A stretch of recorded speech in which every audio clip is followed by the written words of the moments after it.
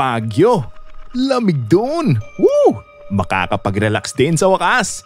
Yun ang usapan namin ni Tenten at Trina, mga kaopisina kong parehas ng pagod sa trabaho.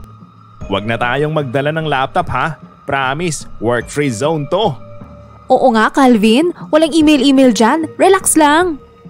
Oo na, bahala kayo sa trip nyo. Basta may hot choco ako gabi-gabi, game ako. Pero pagdating namin sa Baguio, bad trip agad. Pasensya na po, na double book po yung unit. May ibang guest na pong nakapasok. Anong double booked? May resibo kami oh. Grabe kayo, sinira nyo na tong bakasyon namin.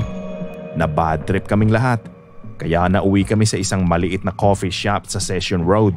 Nagpapalipas ng inis. Nag-iisip kung saan pa kami pwedeng tumuloy. Doon na lang kaya tayo sa transient house. Kahit medyo maliit basta may tulugan. Ayoko ng maliit. Gusto ko magandang lugar at Instagrammable. Hi, sorry. Narinig ko po yung usapan nyo. May kilala po akong bahay na pinaparentahan. Tahimik at malamig. Magkano? Legit pa to? Oo naman sir, at mura lang po ang bayad. Gusto niyo po samahan ko kayo? Sinamahan kami ni Miguel sa lugar na ino-offer niya. Pinatos na din namin dahil mahirap nang makahanap ng matutuluyan ng mga oras na yon. Isa pa ay pagod na din kami. Calvin, parang ang luma ng bahay ano? Oo nga, at may kakaibang amoy. Weird. Sige po ma'am sir, mauna na po ako. Enjoy your stay po. Unang gabi pa lang, may nararamdaman na akong kakaiba. May umuungol sa kabilang kwarto.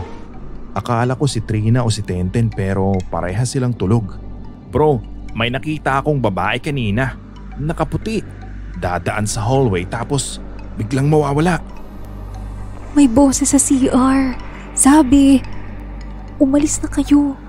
Paulit-ulit. Gigisingin ko dapat sila nang biglang may humawak sa aking balikat na parabang pumipigil sa aking paggalaw. Takot na takot ako ng mga oras na yun. Hindi ako makasigaw sa takot.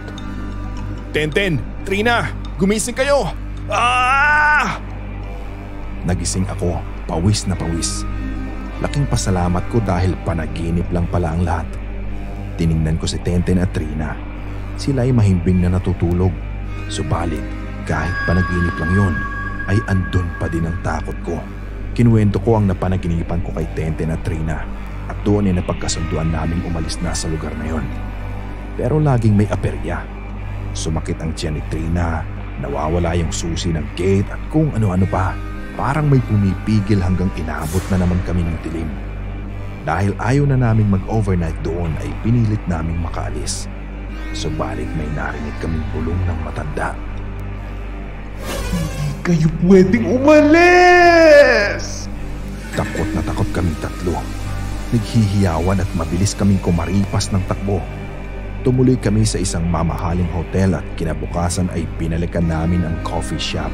Hinanap si Miguel. Miguel, wala kaming crew na Miguel dito. Matagal na siyang patay. Pinsan ko yun. Namatay kasama ng lola ko sa bahay nila 10 years ago. Inilabutan ka ba sa kwento? Comment yes kung oo.